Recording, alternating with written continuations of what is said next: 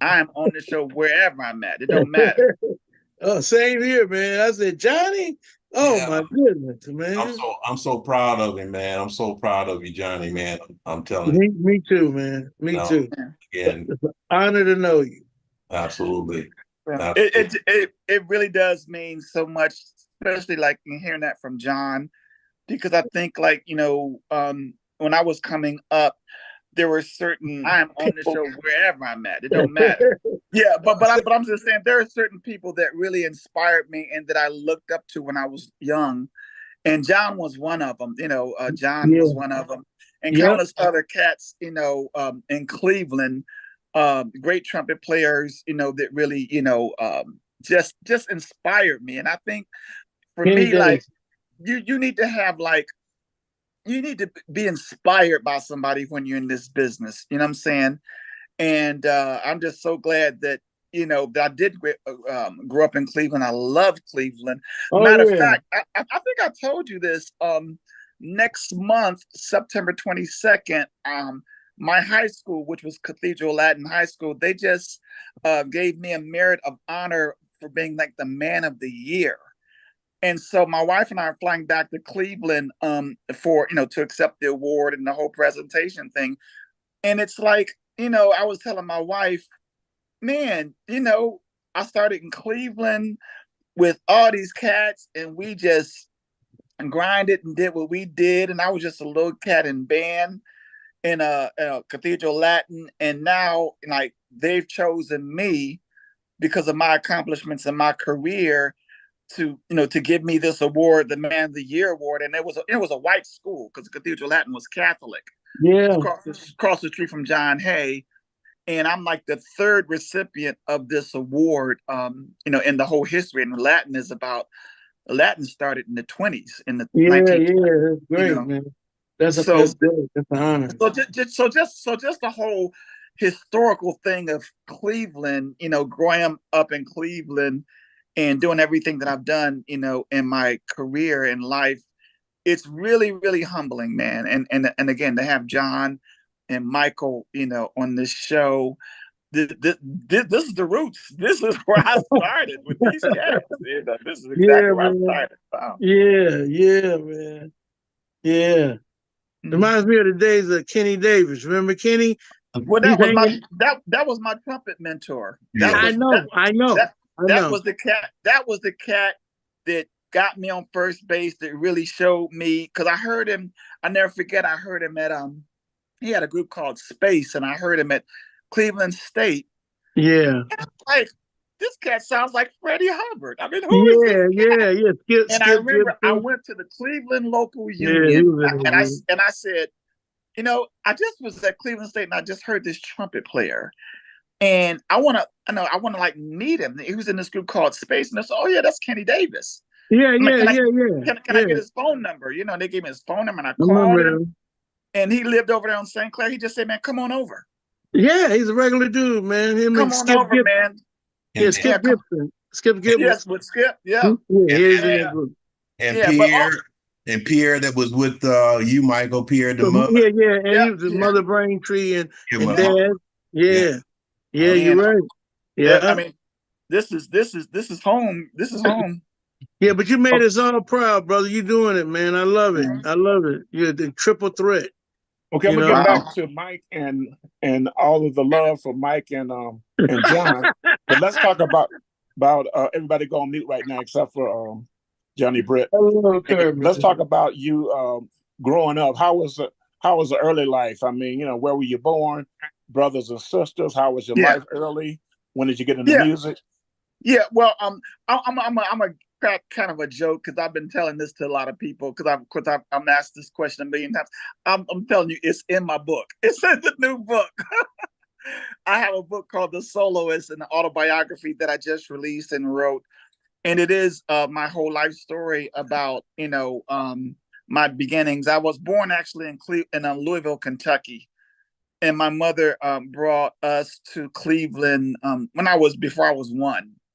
So Cleveland is definitely home. And man, growing up in Cleveland was great. My uncle was a pastor, the House of God on Kinsman Avenue, and my aunt And at an early age, I was in church with my family. My mother got into the choir and singing, and in Cleveland, there was a lot of singing groups and stuff going around. I remember Eddie Levert lived down the street from me, and we were talking about Eddie Levert and the OJs. You see him, coming off touring these killing cars and mink coats and stuff. And so I just kind of like blended in. This is like a fast story of me just blending in into the music culture there in Cleveland, Ohio, And I started playing trumpet at Cranwood Elementary School. And I picked the trumpet because it had 3 valves. And, and then I went to Jameson. And at Jameson, I became first trumpet player and met Arsenio Hall. He was a little chubby dude, and he was playing percussion in the percussion section. And we started a band, a little ensemble. He was playing drums, I was playing trumpet, and we was trying to be, like everybody else. And then from there, I went to Cathedral Latin High School, where they're honoring me next month. And it was one of the biggest points in my life was I played, like I said, a trumpet at Jameson with Arsenio. And then I went to the school called St. Timothy's Catholic school, and they didn't have a music program. So I didn't play trumpet, for a whole year. I was on the basketball team, but anyone knows that plays trumpet. If you don't play trumpet for a year, it's just like you never played at all, because you have to, always play. So I was in Louisville visiting my sister, and my mother called me and says, Johnny, you have to come home. I just put you in Cathedral Latin High School. And that just changed my life, because there, I was in stage band, marching band, concert band, just everything. And it was a really nice program. And, if I did that, I played with bands and, went on little mini tours that we're trying to do. But Cleveland was just fantastic. I absolutely loved growing up in Cleveland. I have 4 sisters that I grew up with in the Miles Heights area. And I'll tell you a funny story. Are you still with me there? Yes, sir. Go right ahead. This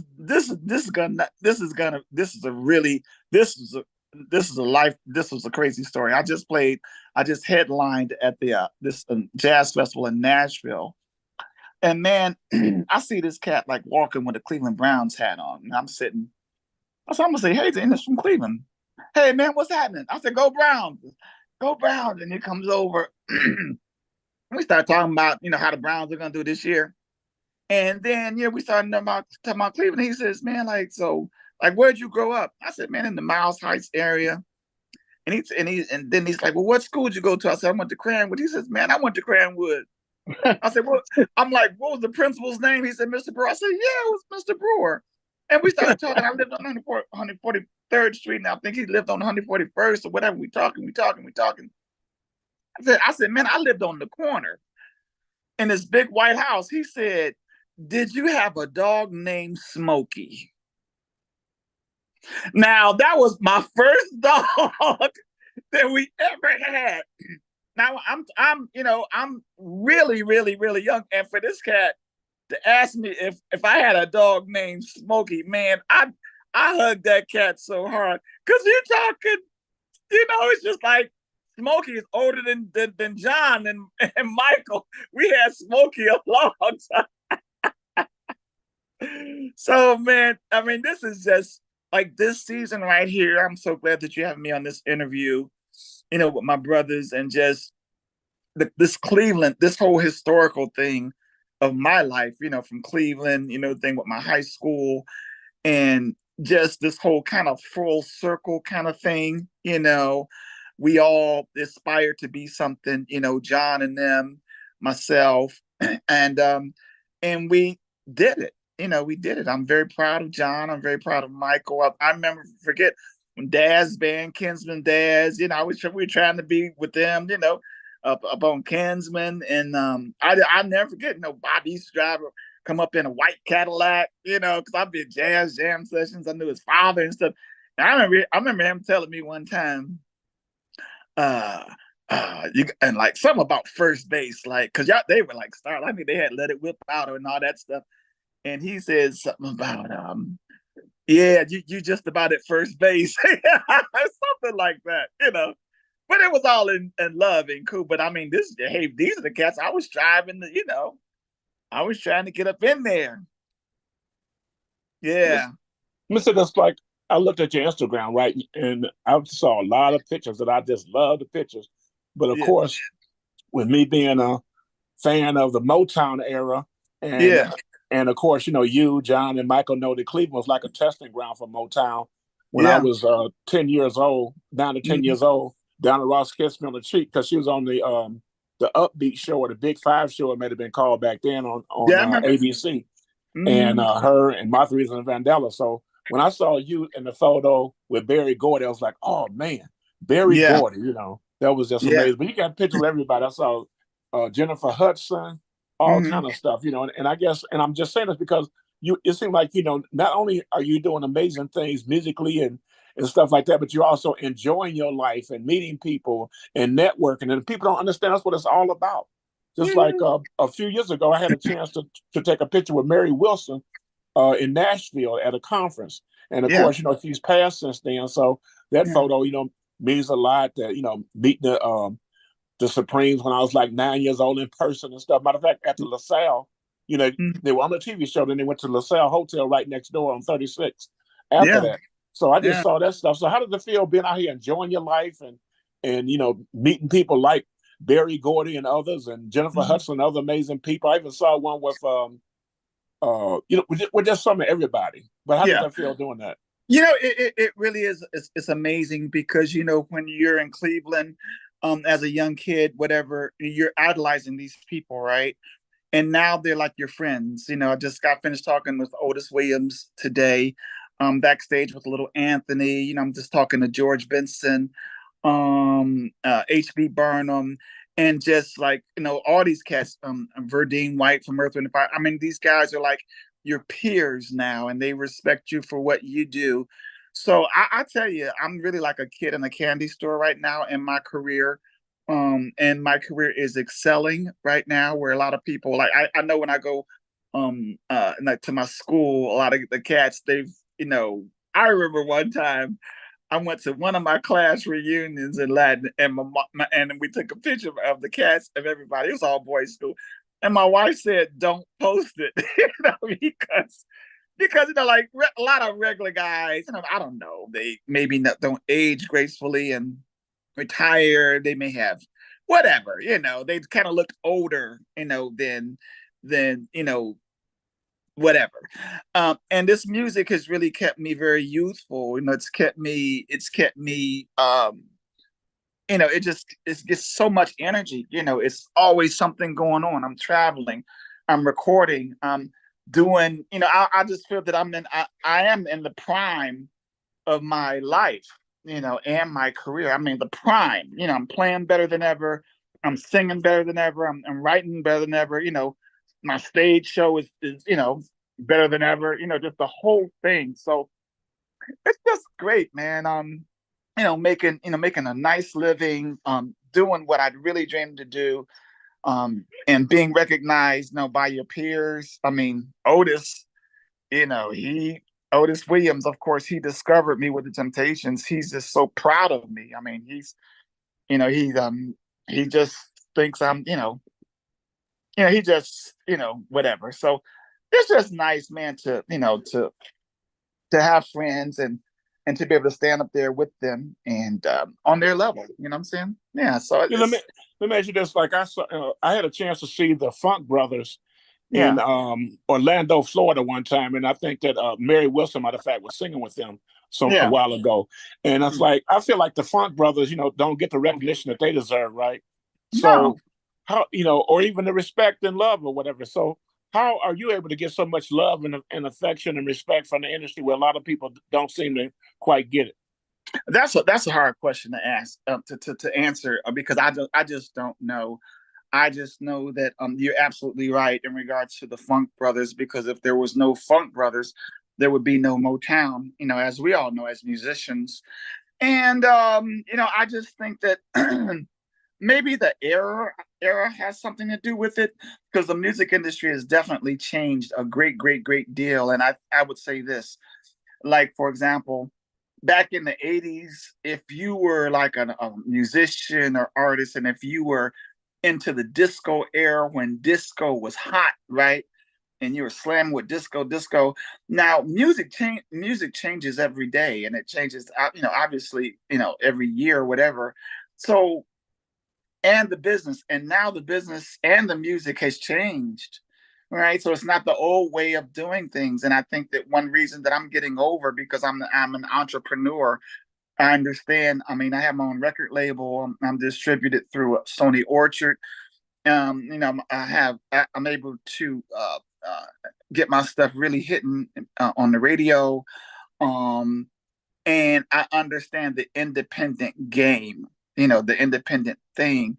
And I'm doing that. And it's a whole lot of work.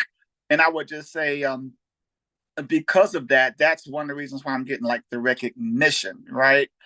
And again, another era. So you really can't compare me to the Funk Brothers, because I don't think that, even though they played on all those classic hits and stuff, it's just a different era. So it's a very difficult question to ask, for me to answer anyway, because they are certainly legendary, and not only them, but so many other, groups and musicians from, that area, that the early era, that I don't know, I would say maybe weren't as fortunate as some of us are today with the technology and the ways of doing business in music right now. Okay, you mentioned that Otis discovered you, correct? Right, he did. Mm-hmm. Okay, how did that happen? Oh no, it is in the book, but I will tell you, Otis Williams is just if it wasn't for Otis Williams, you need certain people in your life to you have the talent, and I've certainly taken the break that Otis gave me, and I've definitely taken the ball to run with it. But long story short, I became their youngest ever musical director, and it was a very funny story on how it happened. But we don't really have time, for me to go into all the details. But the thing was, when I hooked up with him, he asked me if I could. He really dug me, and he asked me, "Can I be a musical director?" And I said yes. And he says, "Well, come to our show." I was living in Chicago with my wife, and I just got married. I've been married 38 years. And we had gotten married, and he says, "Come to the show." It was the Temps and the OJs at the Erie Crown Theater, and he wanted me to come check it out. And we came to check it out. Went backstage and met Ollie Woodson, Melvin Franklin, Richard Street, of course, Ron Tyson and Otis. And I had written some songs that they were going to record. So they're all excited to meet me. And Otis told me to meet him at the hotel, or go back to the hotel. And he says, "So what'd you think of the show?" I said, "It was great." He says, "Can you handle it?" And like being their musical director. I said, "Yeah, I can handle it." Then he asked my wife, "Can he handle it?" She says, "Yeah, he can handle it." And he's like, "I tell you what, if you write us an overture, a big entrance before they come on stage, if you write us an overture and we like it, it's your gig. You got the gig." So that's basically how it happened. I wrote the overture, and they flew me to Los Angeles, and they loved it, and they hired me on the spot, and I toured the world with them. And that's the short end of how I got the job with the Temptations. And I'm definitely going to promote that book. Thank you so much. Actually, on the Instagram link that I put in the chat, it shows different photos of you with different shows and songs, and it talks about the book as well. And I'm definitely going to, I want to get an autographed copy myself. We'll discuss that later. But definitely, the book, and I understand that, it's like, as you get, toward the, in your career doing things or whatever, you got history. So you want to share your history. So everybody should basically have a book. And then since you have one, then like you say, you don't want to jump on Zoom or any format, just give away the whole story of the book. There's no reason to buy the book. It's everything. Now back to, you said that you started with John. Now, how did you start with John? What did you mean by you started with John? Well, they had this group called Sly Slick and the Wicked group, right? And I'm basically, I'm a young trumpet player, and they were like Cleveland stars. I mean, you had the OJs were like the big stars, and I would say the Sly Slick, I think they probably had the record out by then.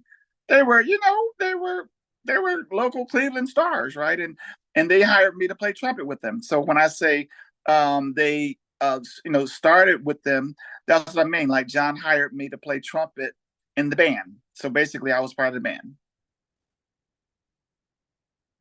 And how did you meet Michael and Kinsman Daz Band and Michael J. Calhoun? How did that come about? Oh man, you know, I don't. It's been so long ago. I mean, Dad's band was killing. I mean, these cats were just like killing that, and I just wanted to like, you know, just get in the room and touch them and whatever. And probably I met them at the Kinsman Grill, you know, because I think they used to play down there. But they were like, these cats were like burning.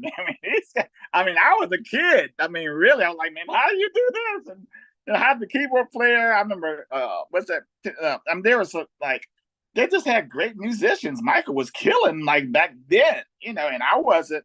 I must admit, I could always sing. I could always really sing, but in regards to the trumpet and the piano and writing and stuff, I mean, all that stuff was like a process. But these guys were prodigies in my eyes. I mean, the Daz band. I mean, them cats, they could play. I mean, they could play.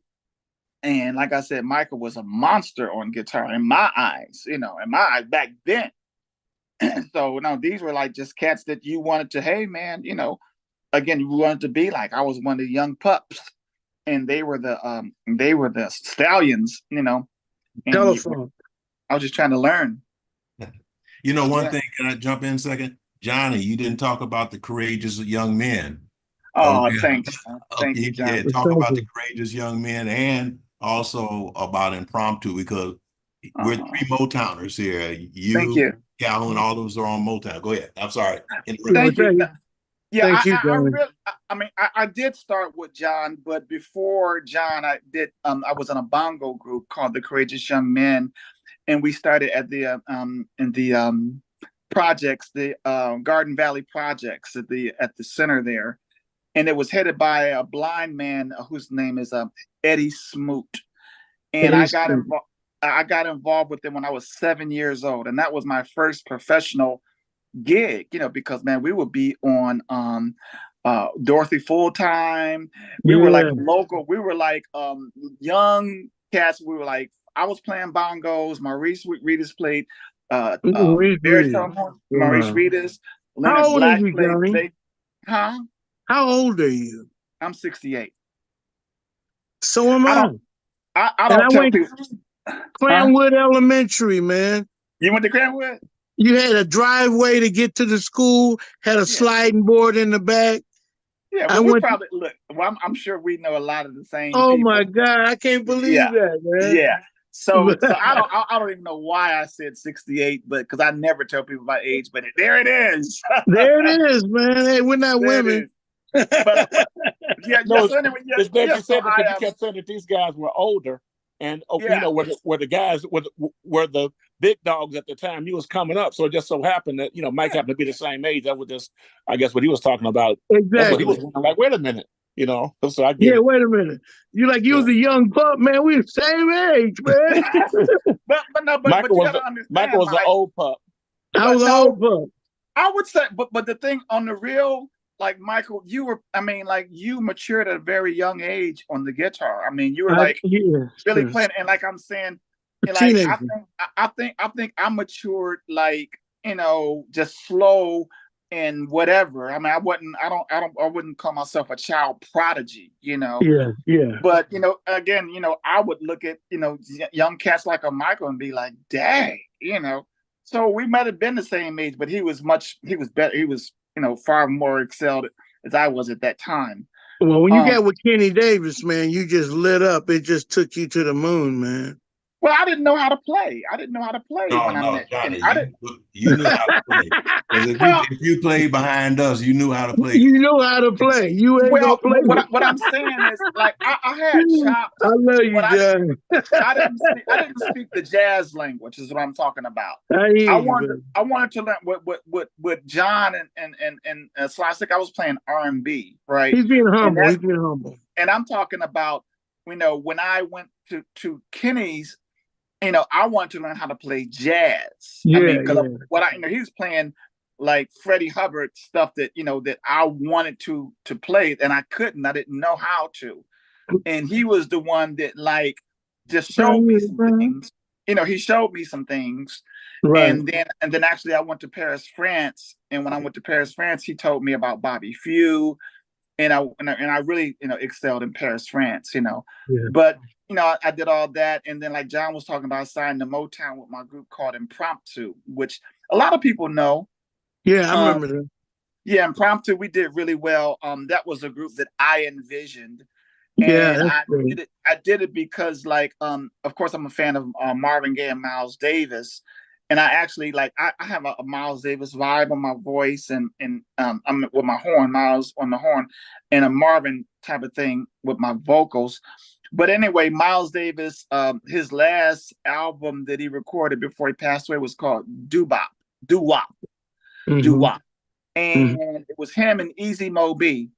And I figured if I got a rapper, I kind of wanted to do kind of the same thing. So that's how I auditioned 47 rappers to get to the rapper that I got to with Impromptu. And then we got a deal with Steve McKeever over at Motown Records, Mo Jazz Records. Yeah, I remember Steve. Yeah. Right. And then we came out and we did our thing. And that was a big blessing because we made a lot of noise. And we did like 4 albums. We did 2 on Motown. Yeah, they were hot. Yeah, thank you. Great. And then we did 2 independents and that. Yeah. And then I went solo. Yeah. Now you did the thing with Miles and Marvin, right? And I have that on the Instagram thing as well, showing that that project. And with that being said, who were your influencers? Who influenced you outside of Cleveland? Like who, growing up, like who was the thing like, oh my God, so-and-so was this or so-and-so was that? Who were the people that kind of influenced you that you really loved that was outside of Cleveland, outside of the OJs and Ken Medea's band, the Sly, Stick and the Wicked, but the other people, like the Temptations, of course, but who else? Well, I would just say common sense would tell me Marvin Gaye and Miles Davis, that would be like, a big influence. Yeah. And but when I got into jazz, I mean, I was listening to all the greats, Charlie Parker, John Coltrane, because I was really trying to be a cat. I mean, I could, like I said, I was always able to sing, but when I went into jazz, I mean, I was trying to be like a straight ahead cat that that could really light up the room, and I got there, but I really studied like the masters, and like what I was really blessed to study with Richard Williams. He's a great trumpet player out of New York. I got a National Endowment scholarship to study with him, and these are like unsung cats that you guys may not know about, but these were like, oh my goodness, just amazing jazz musicians, and I really wanted to dig in deep into the jazz, so that's where I went. That's where I went. So John Coltrane. I mean, I could list a whole bunch. Kenny Dorham, trumpet players. Just Lee Morgan, just all kind of cats. Well, like the Funky Skunk put in the chat just now. He mentioned about Wes Montgomery, but I was gonna mention Louis Armstrong. Did you mention him?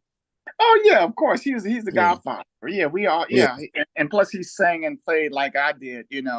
So I was definitely influenced by him. Duke Ellington. Billy Strayhorn. Yeah, I've done like a lot of music, and not only just jazz, but as well as classical, because I studied at the Conservatoire de Versailles in Paris. And so, it's just music in general. That's why I can branch out and do movie scores and the different things I've done, because I've been consumed with R&B, gospel, jazz, classical music, right? Pop music, and really like avant-garde, just all kind of stuff that that I'm into and I've been into. One thing that we always ask singers in general, but I know you're a musician as well, but we always ask them like, okay, who would you say if you had to say I'm similar to who would you say I'm the mere reflection of what artist that's out here? If even I know you got your own style and your own whatever, but if you had to just name somebody to say, well, I'm more like so-and-so than anybody else that I know. Well, one thing I want to tell you, like, I've been really influenced like by female singers. So you know, male singers are really cool, but you know, the women, you know, like just phrasing from Billie Holiday on. That's I just think that, you know, the sensibilities of a woman's voice is I've been really, you know, like into that. But I would say Marvin Gaye, you know, especially as I mature, you know, and especially with the vibe. Every time people kind of hear me sing, they remind me of. I mean, I remind them of Marvin, and yeah, that's pretty easy. And Marvin Gaye. Okay, let me go to another OG on here. I know we got Michael and John, as you know very well. Go ahead, Funky Skunk. I know you got something to say. Go ahead. Funky Skunk from Indianapolis, Indiana.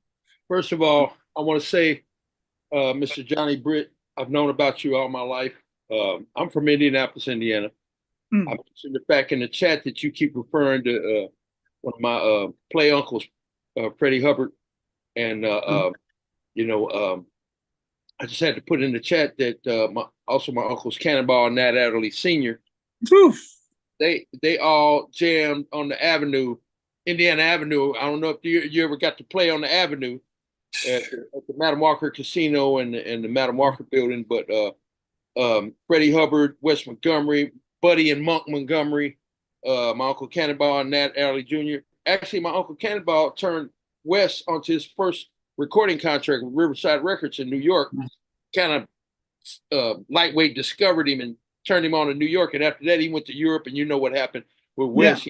Yeah. And all of those cats put on there, all those cats jammed on the Avenue with Freddie Hubbard.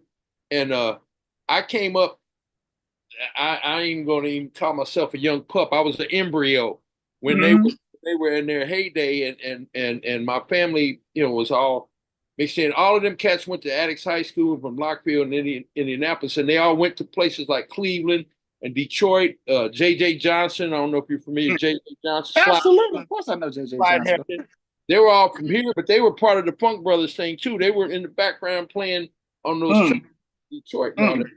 You bring back so many things, and I've known about you most of my life. You don't know about me, but I've been a fan and a participant, and you know what? I'm 67 years old, so I'm close to you and brother Michael. I've been knowing about Michael a long time, but I just have to mention the fact also my partners that I grew up learning how to play with that also participated in the Dazz band. My brother Eric Fearman, who's a pastor, Eric Fearman now, who and also Kevin Kendrick and Steve Cox. They're all from here, but it was a part of the Dazz band thing. And even before my good brother Wayne Preston, who still plays with Michael. Wayne still plays with you, doesn't he, Michael? Yes, he does. Yeah, he's on this current song, but go ahead. Right. But so all of those cats, you know, I've known, and it's an honor to be on this call with you. And I just wanted to express my my honor to talk with you and be on this. When Kermit called me and I jumped on, I said, I can't miss this. I was on here at 9 o'clock on the dot, and I know Kermit and Punch will attest to the fact I'm hardly ever on there like right on the dot, but I wasn't this call, and it's an honor to talk with you and tell you how much I've been impressed with you and really the whole Cleveland scene though, because with and my friends, like I say, Eric and Kevin, when they got involved with the Dazz band, I remember when Kinsman Dazz first started, and the fact that they got involved with that, and then it just blew up to epic proportions. And then, you know, that's just one little part of it. But I just want to get on here. Thank you, Kermit, for giving me a spot. Mention about Confunction and Felton Pilot, your relationship with them. Well, I don't know Felton Pilot. Who is that? No, I'm just kidding. Felton, that's another thing. I was fortunate to get put in alignment with Felton Pilot and Confunction. Believe it or not, when they came to Indianapolis playing behind Rufus Thomas, they were called Project Soul. And a lot of people don't know that part of the history unless you saw the Wattstax movie when they were when Ruben Thomas came out with the hot pants, the pink hot pants on. A lot of people don't know that was Confunction playing behind him, but they were called Project Soul. I met Felton and them when they're here at the place called the 20 Grand. Now there's a 20 Grand in every city. I know about 20 Grand in Detroit, 20 Grand in we had our own 20 Grand here that had people like the Stax Records people and stuff playing there. And I met Felton and them then. When they came back 2 years later, they had Skip Scarborough producing them, and they had fun, and it took off. So fortunately, I went under Felton's wing, and he basically mentored me and trained me on being an engineer and moved me to Vallejo, and we did MC Hammer. We did the famous Jesse James, the blues stuff with Harvey Scales. Y'all know Harvey Scales? Anyway, Harvey wrote a lot of the hits for Johnny Taylor and all that kind of stuff. But anyway, Felton is one of my biggest mentors, and my connection when I went out to California and actually got to run with the big dogs on tour with the Barcades, Confunction, Zap, and all that. So I was fortunate enough to be around these people and learn how to play. Kind of like my story is kind of similar to yours, where all of them people had you around when you were a young pup, and you learned off of them and sponged off of them and ended up accomplishing great things. And I hope to even be a 10th of what you've accomplished. Not only you, but Mr. Sly Slick and Wicked and Mr. Michael Calhoun and Kermit. I'm blessed to be in that number, even if I'm way up in the numbers and y'all number top 10. I'm good to be in at least the top 100, maybe. You know what I'm saying? Just mentioning I'm bragging on myself, but I appreciate you. I appreciate all of y'all. Yeah. And y'all the reason why we're here, as far as I'm concerned.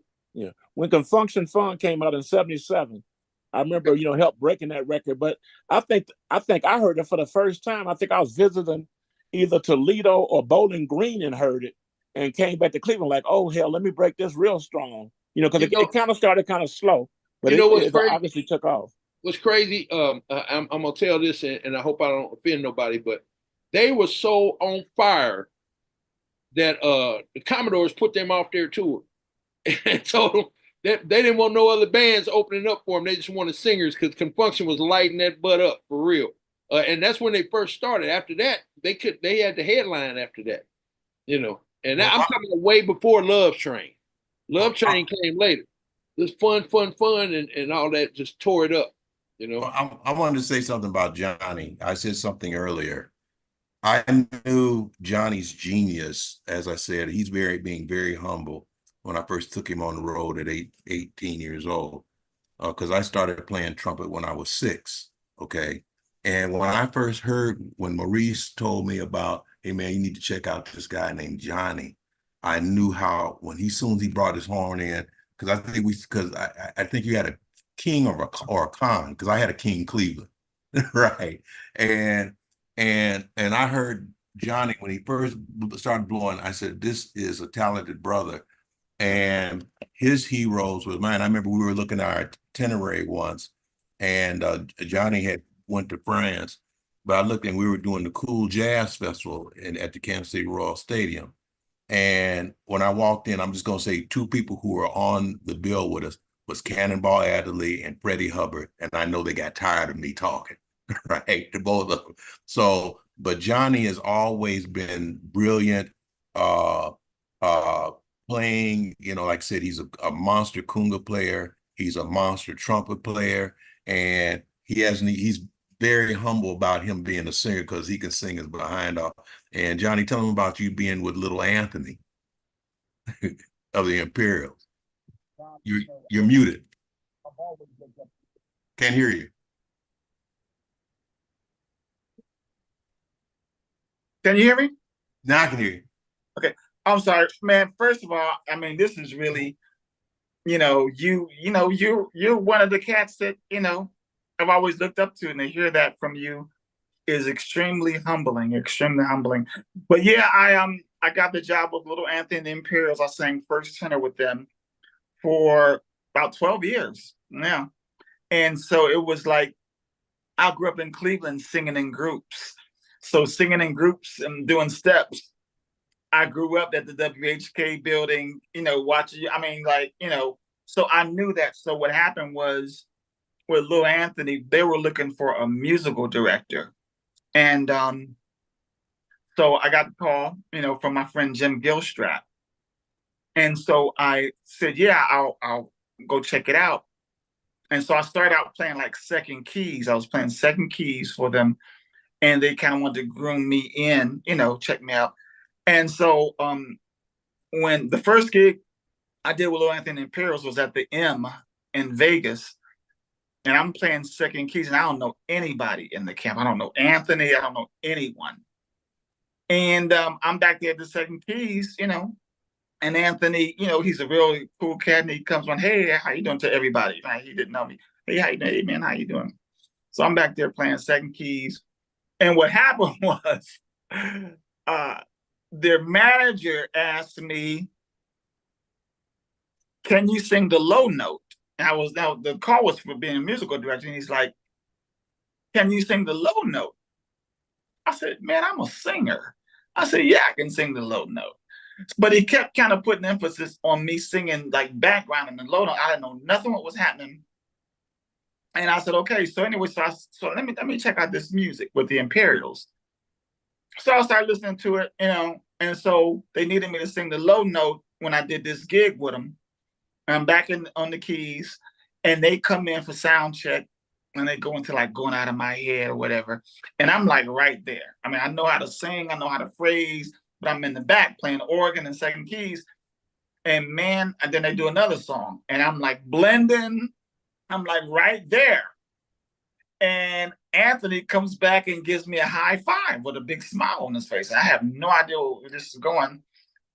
And then we do another song, and then one of the other Imperials says, welcome to Little Anthony and Imperials. Because I'm thinking it's like, just a gig, And anyway, we did Vegas, and I think we had to go to South Carolina on the red eye. And I go back home in LA, and I don't know what was going to happen. And I get a call from Anthony directly, and he's like, Mr. Britt, he says, you're better than advertised. And I don't know where this is going. He's like, man, the fellas really like you. And I don't know where it's going. And he says, and I'm crazy about you. I have no idea where this is going. He says, I want to make you an offer to be an Imperial. And I'm like, well, I have my own thing happening because I'm working on an album. And he said, oh, no, that's all right. That's all right. You keep doing what you're doing. I'll introduce you to my audience, but you just keep doing what you're doing. I said, well, let me talk to my wife about it. He said, well, I need you to know like right away, because I really want you, And, we played, like I was a musical director for the Temptations. So we kind of played the same kind of places that I played with the Temps. So it wasn't a Chitlin circuit gig. The money was there. And I talked to my wife about it, and we said, let's give it a shot. Let's give it a shot. And so I told them I would do it. And they flew me to Vegas that same week to like rehearse with them. And then the great thing was that, because I sing first tenor, I don't sing baritone, but I could skate it, And he says to me, well, I hear the tone of your voice. And I'll tell you what, I'm going to put you on first tenor, and I want to put Robert on baritone, because Robert was really a baritone, but he sang first tenor to get into the group because he was replacing whoever he was replacing. And so when he put me at first tenor, man, I was lights out. That was my comfort zone. And then I'm the guy in the group. I'm schooled, so I know harmony, I know how to play piano, and I knew how to, because they were kind of like street cats. So I was able to, and plus I'm a director, so I was able to, I kind of like ran the rehearsal, and it was there, but I ran the rehearsal in regards to, this and that and that and this. And next thing I knew, we're taking promotional photos. And the great thing is, like, the very first gig we did, they didn't have my uniform ready yet, right? We were in Baltimore, and we were on the gig with the Temptations, and they knew I'd been a musical director for the Temps, and Anthony was so proud, and he took me in the dressing room to Otis, and he basically told Otis that Johnny is the new Imperial. right? And Otis was really happy, because I mean, Otis discovered me, got me to LA, whatever. And but I couldn't like go out there and be with the Imperials because my suit wasn't ready. So I'm still back there on the second keys thing, and with the Imperials. And then after that, the rest is history. I came up front with the guys, and I'm still here. I'm still Anthony's like right-hand man, and I absolutely love him. It was Otis and Anthony that really, I owe so much to. End of story. What amazing story. Yeah, that was an amazing story. And let me just say this real fast. On my current album, which is doing extremely well, it's called After We Play. And John, you don't know this. I'm singing a duet with Anthony on Going Out of My Head. You gotta play it and you gotta check it out. Me and Anthony singing Going Out of My Head with George Benson playing guitar. It's a masterpiece. Of course, I wrote and produced. I arranged it and produced the whole thing. This is on my album, but everyone really loves it. And do yourself a favor and check it out. It's Little Anthony and Johnny Britt singing his classic "Going Out of My Head" with George Benson. So I couldn't be happier. Yeah, I wanted to play one of your songs before we end. Yeah. I don't know if you want me to play Walk On By or the one you just mentioned or what. Which one would you like for me to play? Play the one I just mentioned. Play Going Out of My Head. Okay. Walk On By is my current hit song. It's all over Sirius Radio. And it's up for Grammy nomination consideration this year. We're extremely excited about it. Again, it's chart topping, all on Sirius XM. And I hope that we can win a Grammy on this. It's in the category for best vocal arrangement and instrumental arrangement, something like that. Yeah, that's the category that we're in for this song. And John, you and anyone else that are in the Academy to vote for the Grammys, I really appreciate your consideration. you got me, man. And like I said, it'll be 1, 2, 3 Grammys, all from Cleveland. Yeah. Thank you, Absolutely. John. Absolutely. Thank you so much. Love you much, man. Always. Love you so much, John. Before I get into the music, let me see if anybody else would like to unmute and ask a question. I know Janika will probably have a question there in Australia. Oh, cool. He and all these fantastic OGs on here tonight. Oh, this is so nice. But anyone have a question before I get into the music? Hey, everyone. Hi. Hello. No, I don't have a question, but just so great to hear your journey, and yeah, it's very inspiring. So thank you for sharing. Great to be here. Thank you. If you get a chance, check out my book. It's called The Soloist. You can get it on Amazon or johnnybritt.com. And the story is, you just heard a little bit of the story.